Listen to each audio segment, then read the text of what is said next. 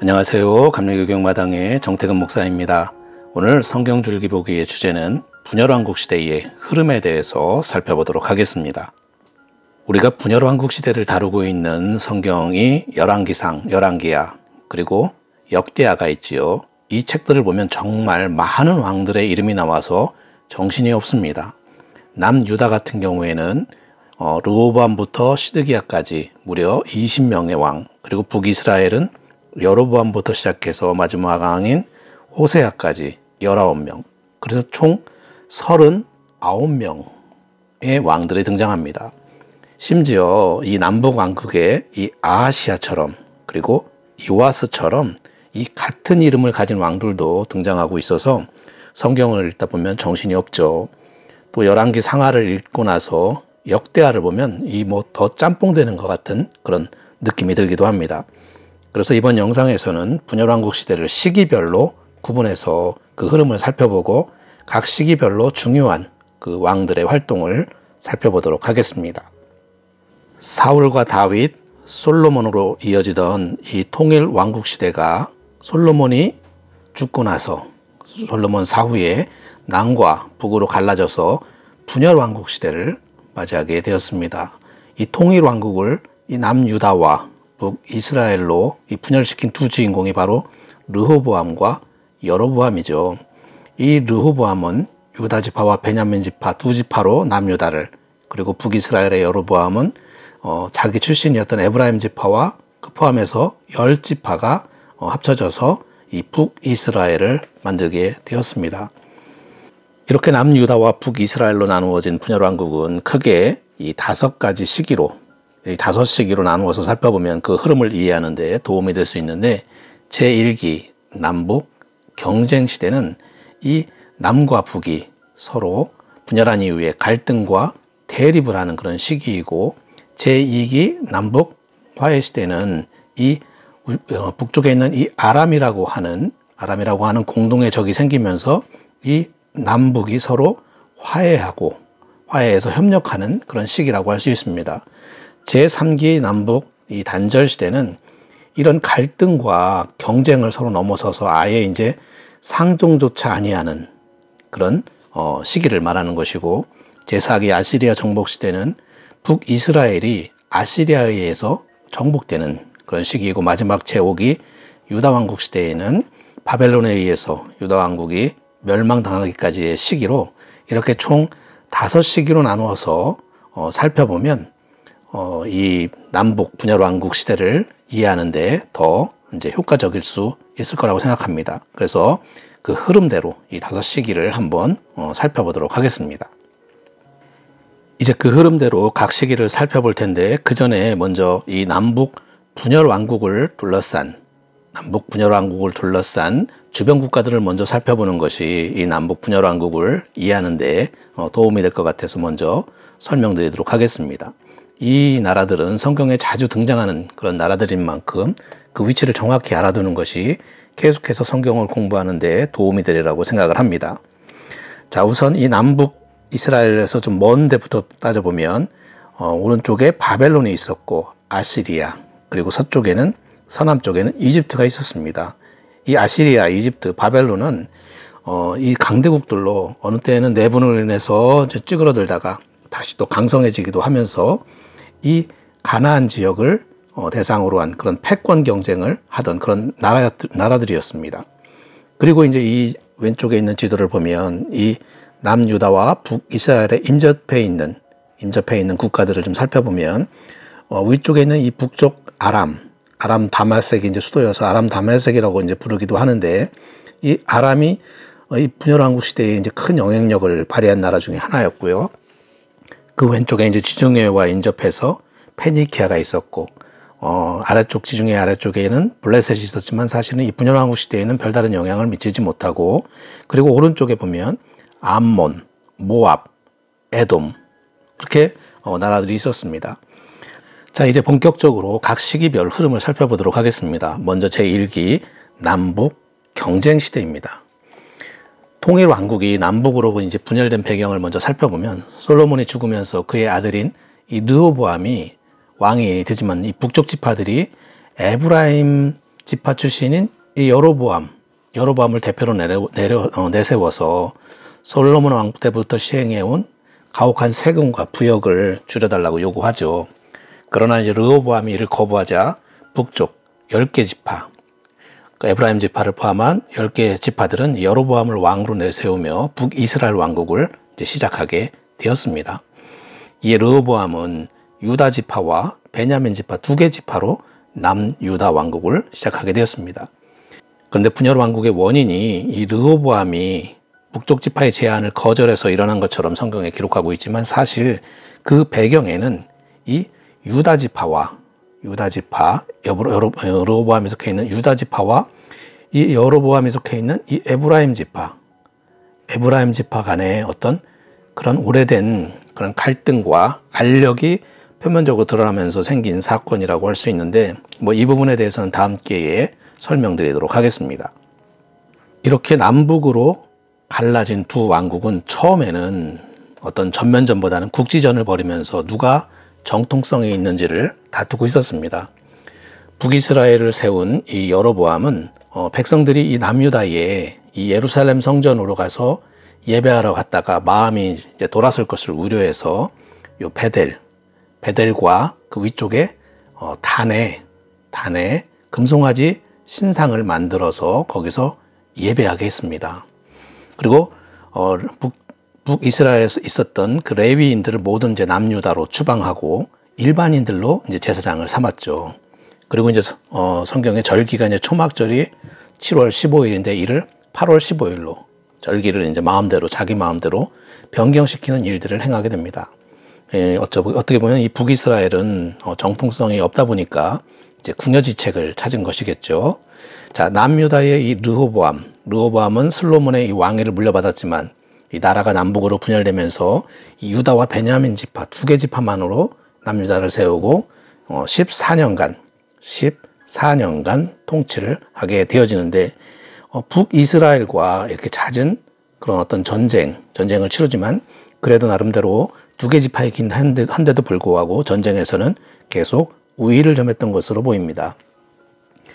르호보암은 종교적으로 타락을 해서 산당과 우상을 세우고 그리고 남색을 허용을 하죠. 그래서 하나님으로부터 징계를 받아서 이 르호보암 5년에 애굽왕 밑에 있는 애굽왕 시삭이 쳐들어 올라와서 예루살렘에 있던 성전 보물과 그리고 솔로몬의 금방패, 왕궁 보물들을 이제 모두 빼앗기기도 했죠.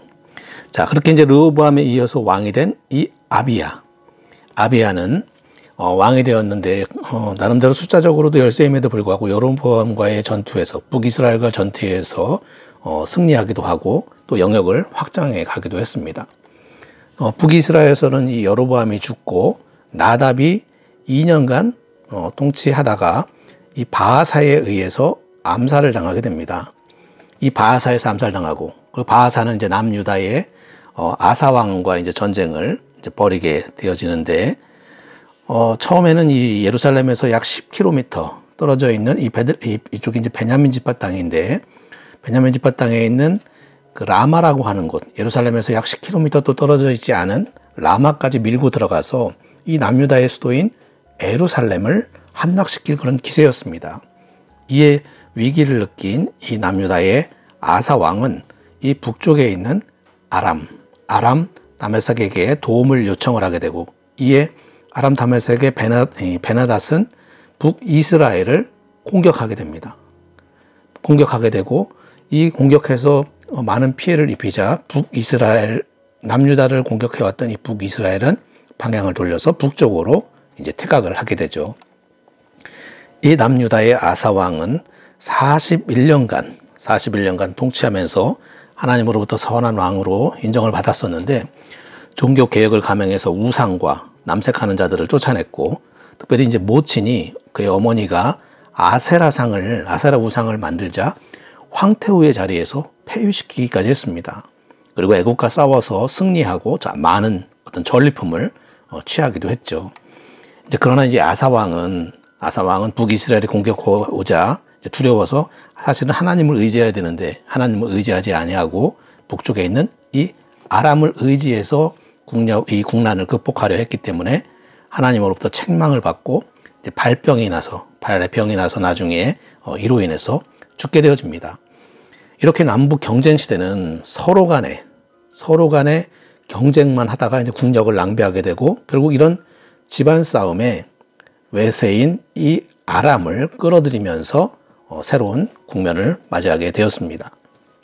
자, 제2기 남북 화해 시대를 살펴보도록 하겠습니다. 먼저 이 기간의 개괄적인 흐름을 먼저 말씀을 드리면 제1기 남북 경쟁 시대에서 이 남북 왕국이 서로 경쟁만 벌이다가 결국은 북쪽에 있는 아람이라고 하는 외세를 이제 끌어들이게 되죠.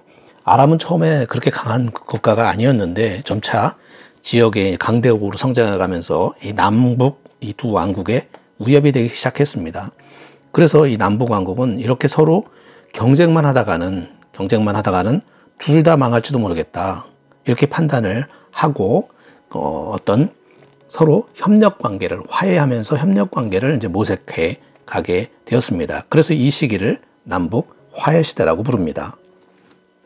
우선 이 남북 화해 시대는 이 결혼 동맹이라고 하는 것으로 이제 특징지어질 수 있겠는데, 우선 아람과 직접적으로 이제 국경을 맞대고 있는 북이스라엘이죠. 북이스라엘의 이 오므리 왕은 아람을 견제하기 위해서 페니키아와 동맹을 맺었습니다.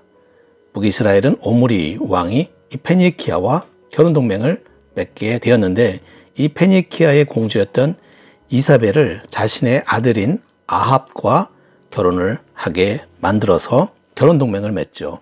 그리고 이 아합 왕은 이세벨과의 사이에서 낳은 딸 아달랴를 남유다의 여호사밧과 결혼 동맹을 해서 여호람에게 이제 결혼을 시키죠. 이렇게 해서 결혼 동맹을 이제 맺게 되어집니다. 이렇게 해서 남유다와 북이스라엘의 결혼 동맹을, 그리고 북이스라엘과 페니키아가 결혼 동맹을 맺으면서 어떻게 보면 반 아람 연합을 형성을 하게 되어지고, 이러한 결혼 동맹으로 인해서 한동안 이 남북 왕국은 서로 화해의 시대를 맞이하게 되었습니다. 자, 제2기 남북 화해 시대 기간 북이스라엘 왕들의 활동을 먼저 살펴보면, 엘라를 암살한 이 시므리는 오므리가 다시 쿠데타를 일으켜서 공격해 오니까 7일 만에 이제 자결해 버리고 말았고, 이 오므리는 그 다음에 왕이 돼서 통치를 해나가는데, 오므리는 처음에 이 북이스라엘의 수도를 세겜이었던 것을 사마리아로 옮겼고, 그리고 이 모압을 이제 정복을 해서 편입시켰고, 그리고 북쪽에 있는 이 아람을 견제하기 위해서 페니키아와 결혼 동맹을 이제 맺게 되어지죠. 그러나 이 페니키아 공주였던 그 이세벨로 인해서 북왕국에 바알 신앙이 확산되어지는 그런 결과를 낳게 되었습니다. 오므리에 이어서 왕이 된 그 아합은 그 이세벨과 함께 바알 신앙을 이 북이스라엘에 그 확산시키는 역할을 하게 되어졌고, 아람을 견제하기 위해서 남유다와 오랜 그 갈등 관계였는데 이거를 청산하고 결혼 동맹을 맺으면서 이 공동적으로 아람과 이제 반아람 연합 전선을 형성하게 되죠. 이 아합은 자기의 딸이었던 아달랴를 그 북남유다의 여호사밧의 아들인 여호람과 결혼시켜서 결혼 동맹을 이제 강화했습니다. 이러한 결혼 동맹으로 인해 아합이 이제 나중에 아람과 전쟁을 할 때에 우리가 이제 3차례 전투가 있어지는데, 여기에 이제 남유다의 여호사밧은 같이 이제 동참을 하게 되죠. 이렇게 3차례 전투에서 이 아합은 2번 다 승리를 했지만, 3번째 전투였던 길르앗 라못 전투에서 이제 전사하고 말았습니다. 자, 아합이 죽고 그의 장남인 아하시아가 이제 장남이고 여호람이 이제 차남인데, 이 아합이 죽고 아하시아가 왕이 되지만 그 창문 난간에서 떨어져서 부상을 당하고, 그는 이제 병의 회복을 에그론의 신 바알세불에게 물었다가 엘리야로부터 이제 호된 그 책망을 받게 되죠. 요때 이제 또 모압이 그동안 이제 북이스라엘로부터 어떤 곡물도 바치고 그렇게 유지해 왔는데, 너무 과도한 동물을 요구를 하니까 이제 여기에 대항해서 반란을 이제 일으키게 됩니다. 이 반란을 진압하기 위해서 아하시아에 이어서 왕이 된 이 여호람이 남유다의 이 여호사밧과 함께 출전을 해서 모압을 이제 진압하게 되죠. 근데 사실상 이렇게 결혼 동맹은 북이스라엘에게는 좀 도움이 되었지만, 그러나 남유다가 어려움을 당할 때에는 북이스라엘이 이제 도와주지 않는 등 한마디로 얘기하면 남유다는 이 동맹으로 인한 재미는 보지 못했습니다. 자, 이 기간 남유다 왕들의 활동을 살펴보면 아사 왕의 뒤를 이은 이 여호사밧은 종교개혁을 감당해서 하나님께 인정을 받았는데 바알 제단과 산당을 제거했고, 또 이 모압, 암몬, 에돔 이 연합군이 쳐들어왔을 때, 남유다를 쳐들어왔을 때 절망하지 않고 금식하면서 기도를 선포하고 레위인 찬양대를 앞세워서 보내죠. 그렇게 해서 큰 기적적인 승리를 거두기도 했습니다. 이 여호사밧은 북이스라엘의 이 아합과 결혼 동맹을 맺어서 그의 아들 여호람을 이제 아달랴와 이제 결혼을 시키죠. 근데 이 아달랴는 이 남유다의 바알 신앙을 전파하는 데 열심을 내게 되었고, 여호사밧은 이 결혼 동맹으로 인해서 아람과의 전쟁에서 세 차례나 북왕국을 도와주기도 했습니다. 이 여호사밧에 이어서 왕이 된 이 여호람은 여호와 앞에서 악을 행한 왕으로 기록되어 있는데, 이는 아마도 이 아달랴의 결혼이 영향을 미친 것으로 보입니다. 여호람은 자신의 죄로 말미암아 엘리야의 경고를 받고 창자에 큰 병이 들어서 죽고 맙니다. 이어서 왕이 된 이 아하시아는 이 어머니 아달랴의 영향으로 악한 왕으로 이제 평가를 받는데, 아하시아는 이 북왕국 여호람과 함께 이제 아람과의 전투에 참전을 했었는데, 이 전투에서 북왕국 이 여호람이 부상을 당하고, 그래서 그 이스라엘 별궁에서 요양을 하고 있었는데, 이 아하시아가 이 이스라엘 별궁에서 요양하고 있는 여호람을 이제 병문안을 가게 되죠. 그런데 이때 북이스라엘의 예후가 쿠데타를 일으켜서 북왕국 이 여호람을 죽이고, 그리고 병문안을 온 이 남왕국의 아하시아도 함께 죽이고 말았습니다. 이로써 북왕국과 남왕국의 왕들이 한날에 예후에 의해서 죽임을 당하게 된 것입니다. 이제 제3기 남북 단절 시대를 살펴보도록 하겠습니다. 먼저 이 기간의 개괄적인 상황을 먼저 말씀드리면, 그 예후의 쿠데타에 의해서 남북 왕조의 왕들이 한날에 죽임을 당하고, 예후가 북이스라엘의 왕이 되자 그동안 맺었던 동맹은 깨어지고 철천지 원수 사이가 된 것입니다. 그래서 서로 경쟁하던 시대보다도 더 안 좋아진 그야말로 남북 단절 시대가 되고 만 것입니다. 자, 제2기 남북 화해 시대 때에 이 결혼 동맹을 통해서 서로 화해 시대가 이루어졌다면, 이 북이스라엘의 예후가 쿠데타를 일으켜서 북왕국의 이 여호람을 죽이고, 또 남왕국의 이 아하시아를 죽이게 되죠. 아하시아를 죽이고, 또 특별히 이 북왕국의 아합 왕의 부인이었던 이세벨도 이제 죽이게 되는데, 사실 이제 그의 신하들이 죽였지만, 하인들이 죽였지만, 어찌됐든 이 예후의 쿠데타에 의해서 죽게 됩니다. 북이스라엘 입장에서는 이세벨도 죽고 여호람도 죽게 되는 거죠. 그러면서 이 페니키아의 공주였던 이세벨이 죽으면서 페니키아와 북이스라엘은, 예후가 북이스라엘 왕이 되어지는데, 이 북이스라엘과 페니키아의 관계는 그야말로 단절을 하게 되고, 또한 이 남유다의 아하시아 왕도 북왕국의 이 여호람을 병문안을 갔다가 죽임을 당했죠. 그러면서 이 아하시아는 이 특별히 이사벨의 딸이었던 아달랴의 아들이죠.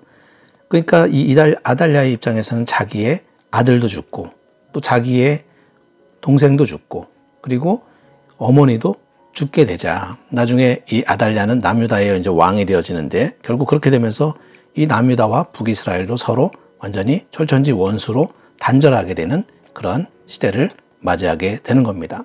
그래서 제3기는 그야말로 남북 단절 시대가 되어진 거죠. 이제 제3기 이 기간 남북 단절 시대의 북왕국들의 왕들을 한번 살펴보도록 하겠습니다. 이 예후는 쿠데타에 성공해서 이제 북이스라엘의 왕이 되죠. 그렇지만 아람과 그리고 뒤에 아시리아의 공격을 제대로 방어를 하지 못했습니다. 그 이유는 이제 쿠데타를 하면서 유능한 이제 관리들을 다 죽이고, 그래서 이제 국정 도움을 받을 수가 없었고, 그리고 이 페니키아와 남유다의 그런 이 동맹이 깨지면서 어떤 도움을 받을 수 없었고, 또 예후는 사실은 이제 군대 장관 출신이죠. 군대 장관 출신이라 어떤 군사적으로는 유능할지는 몰라도 외교면에서는 능력이 좀 부족했기 때문에 어떤 이런 아람 다메섹과 아시리아의 공격에 대해서 제대로 방해를 하지 못했습니다.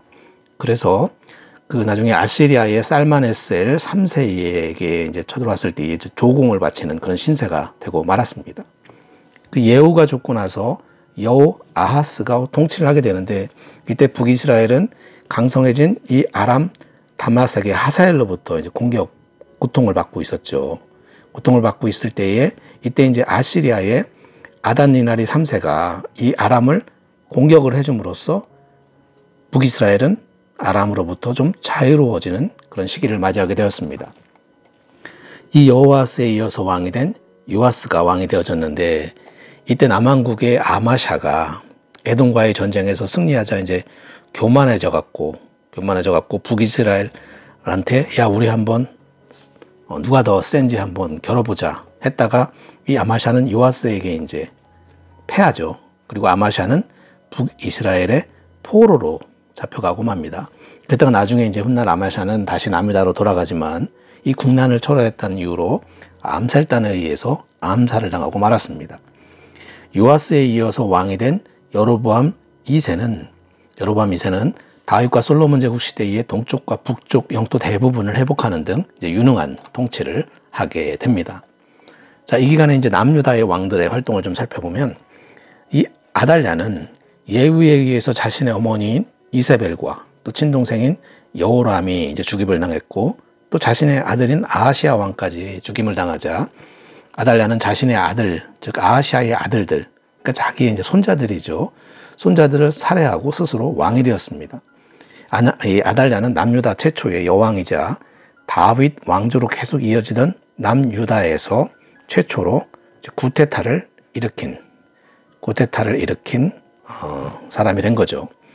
근데 이때에 이제 아하시아의 누나였던 여호세바가 이 아하시아의 아들 가운데 하나였던 요아스를 위기에서 간신히 이제 건져서 이제 목숨을 구하게 만듭니다. 그렇게 해서 이제 아달랴가 약 6년 동안 이제 통치하다가 이 여호세바의 남편이었던 대제사장 여호야다가 당시 7살이었던 이 요아스를 왕으로 세우면서 이 아달랴는 이제 죽임을 당하게 됩니다. 아달랴의 왕이 된 요아스는 7세라는 그런 어린 나이로 이 고모부였던 이 대제사장 여호야다의 도움을 받아서 통치를 했는데, 요아스는 과감한 종교 개혁을 벌이고 성전을 수리하는 등 남유다를 여호와 신앙으로 돌아오도록 하는 데에 이제 노력을 했습니다. 그러나 이 대제사장 여호야다가 이제 죽고 나자 이 요아스는 바알 숭배에 이제 관심을 갖게 되죠. 그래서 바알 숭배에 관심을 갖게 되자 이를 대제사장 여호야다의 아들이었던 이 스가랴가 이제 책망을 하니까 성전 뜰에서 이 스가랴를 죽이는 그런 폐악을 저지르게 됩니다. 이 일이 있고 난 다음에 아람 다메섹의 하사엘이 침공을 하자 이 요아스는 많은 공물을 바침으로써 간신히 예루살렘의 파멸을 모면했지만, 요아스는 결국 모반자들의 손에 의해 암살을 당하고 말았습니다. 이 요아스의 뒤를 이어서 이 아마샤가 왕이 되었는데, 아버지 요아스를 죽인 그 모반자들은 이제 죽이고, 그 이제 에돔을 격파했지만 그 에돔의 거짓신을 이 남유다로 데려와서 하나님의 진노를 샀고, 앞에서 이미 말씀드린 대로 에돔과 싸워서 이긴 후에 교만해져서 북이스라엘과 힘겨루기 하자고 까불다가 북이스라엘에게 패배를 당하고 포로로 끌려가는 그런 수모를 당하기도 했죠. 자, 아마샤에 이어서 왕이 된 이 우시야는 유능한 통치자로 북왕국 여로보암과 함께 이 그 당시에 남북 이 영토가 솔로몬 당시와 맞먹을 정도로 이제 회복시키는 공헌을 하게 되죠. 우시야는 아시리아의 디글랏 빌레셀 3세, 디글랏 빌레셀 3세. 이 성경에는 이제 불이라고 나옵니다. 불이라고 나오는 이 왕이 이제 서부로 원정을 올 때에 이 서부 연합군, 유다와 이 아람 등 이 서부 연합군을 이제 이끌면서 아시리아를 공격을 저지하는 등 그런 어떤 강력한 통치자로서의 역할을 다하기도 했습니다. 자, 이제 북이스라엘이 아시리아의 멸망을 당하는 제4기 아시리아 정복시대를 살펴보도록 하겠습니다. 이 기간은 아시리아 제국이 점차 커지면서 지중해에 있는 이런 작은 나라들을 정복하게 되고 북이스라엘도 아시리아에 의해 정복을 당하고 말았죠. 그러나 이제 남유다는 간신히 위기를 모면하게 됩니다. 이 기간 북이스라엘 왕들의 활동을 이제 살펴보면 스가랴를 암살하고 왕이 된 이 살룸은 고작 한 달간 통치를 하고 무나헴에 의해서 살해를 당하고 맙니다. 그리고 왕이 된 무나헴은 이제 10년간 통치를 하는데 그 아시리아의 디글랏빌레셀 3세의 원정이 있을 때에 1000달란트를 바침으로 위기를 모면하고 아시리아의 봉신국으로 전락을 하고 말았습니다. 무나헴이 죽고 부가히야가 즉위하지만 2년을 통치를 하고 군대 장관이었던 이 베가에 의해서 암살을 당하고 베가는 왕이 돼서 아람 다마섹과 연합하여 반아시리아 전선을 이제 구축을 하죠. 반아시리아 전선을 구축을 하게 되어지는데 그러면서 남유다의 아하스 왕한테 자신들의 반아시리아 동맹에 동참하라고 이제 요구를 하게 되어집니다. 그러자 이 아하스가 거절하면서 이 북이스라엘과 아람 전선은 이 유다를 공격을 했고 이에 남유다의 이 아하스 왕은 아시리아에게 도와달라고 요청을 하게 되죠. 그러자 아시리아의 디글랏빌레셀 3세는 아람과 이제 북이스라엘 동맹을 진압하고 이제 출정을 했고 이 출정으로 아람은 멸망하고 북이스라엘은 위기에 몰리게 되어지는데 이때 이 베가 왕이 이 호세아에 의해서 이제 죽임을 당하게 되었습니다. 이 베가를 죽인 이 호세아는 왕이 되지만 이미 북이스라엘은 수도 사마리아를 비롯한 일부 산지만 남겨놓은 채 어떤 작은 소국에 불과하게 되었습니다. 호세아는 처음에는 이제 아시리아의 고개를 숙였지만 이 디글랏빌레셀 3세가 죽고 살마네셀 5세가 왕이 되자 이 애국과 손을 잡고서 이제 반역을 하게 되죠. 이에 화가 난 이 살마네셀 5세는 북이스라엘을 이제 치러 왔고, 그리고 호세아는 수년간 밀린 곡물을 이제 들고 나가지만 포로로 붙잡히고 수도 사마리아에 대해서 이제 포위 공격이 이루어지죠. 이미 호세아 왕이 붙잡혔기 때문에 곧 함락되리라 예상한 사마리아 성은 3년간 강력히 저항했고, 그러다가 아시리아의 그 압도적인 공세로 결국 주전 722년 12월 달에 함락되고 북이스라엘은 완전히 멸망하게 되었습니다. 이어 같은 기간 남유다 왕국의 활동을 살펴보면 아하스 왕은 처음부터 친아시리아 정책을 펼쳤는데 이 아람과 북이스라엘의 이제 베가 왕이 이 반아시리아 전선을 구축하면서 이 동맹을 이 남유다에도 이제 동맹에 동참하라고 요구를 하죠. 그런데 이 남유다의 그 아하스 왕이 이를 거절하자 이 북이스라엘과 아람 연합군은 이 남유다를 침공을 하게 됩니다. 침공하게 되죠. 이 궁지에 몰린 이 아하스 왕은 그 아시리아에게 성전에 있는 상당한 금과 은을 챙겨서 이 디글랏빌레셀 3세에게 보내면서 구조 요청을 하게 되고, 이에 디글랏빌레셀 3세는 아하스의 요청에 응답해서 아람과 북이스라엘을 공격을 해서 아람을 그리고 멸망시키게 되어지고 북이스라엘도 이제 멸망을 시키게 되죠. 특히 아하스의 뒤를 이어서 왕이 된 히스기야는 42년간 통치하는데 오랫동안 지키지 않았던 6월절 행사를 다시 이제 재개하고 산당과 우상을 제거하고 그리고 모세의 놋뱀, 모세가 만든 광야에서 만든 놋뱀 우상도 이제 제거를 하게 되어지죠. 이 히스기야는 사르곤 2세 통치 기간에 몸을 낮추고 있다가 그가 죽고 이제 사네립이 즉위하자 반역을 했는데 그로 인해서 남유다는 멸망 직전까지 갔다가 그 이사야 선지자의 그런 어떤 동료와 하나님의 도우심으로 극적으로 위기를 넘기게 되죠. 또 하나 히스기야는 이제 죽을 병에 걸렸다가 간절한 기도로 15년간 생명 연장을 이제 받고는 기뻐서 이 바벨론의 사자들 앞에서 자기의 모든 그런 보물들을 보여주면서 자랑을 했고 이 일로 인해서 이제 이사야는 히스기야를 이제 심하게 꾸짖고 이 바벨론이 쳐들어와서 모든 보물을 가져갈 거라는 그런 예언을 하게 되죠. 이 이사야의 예언은 1세기 후에 이제 바벨론의 느부갓네살이 침공하면서 이제 그대로 실현되어지게 되죠. 자, 이제 제5기 유다 왕국 시대를 살펴보도록 하겠습니다. 유다 왕국 시대의 전체 상황을 정리하면 이렇습니다. 자, 남유다의 입장에서는 그동안 이 북이스라엘과 아람이 있어서 이 아시리아의 공격으로부터 완충 역할을 해주었는데 이제는 이 북이스라엘과 아람의 멸망으로 인해서 강대국 이 아시리아와 국경을 직접적으로 마주하게 되었습니다. 비록 이 남유다가 이 아시리아와는 어떤 친아시리아 정책을 펼치고는 있었긴 했지만 그야말로 언제 멸망할지 모르는 위기의 상황을 마주하게 된 것입니다. 그런데 그렇게 강성했던 이 아시리아가 갑자기 쇠퇴하기 시작을 하게 되었고 그러는 사이에 이쪽에 바벨론과 이 엘람과 메대가 연합하여 세력을 점점 키우더니 결국은 이 아시리아를 멸망시키고 말았습니다.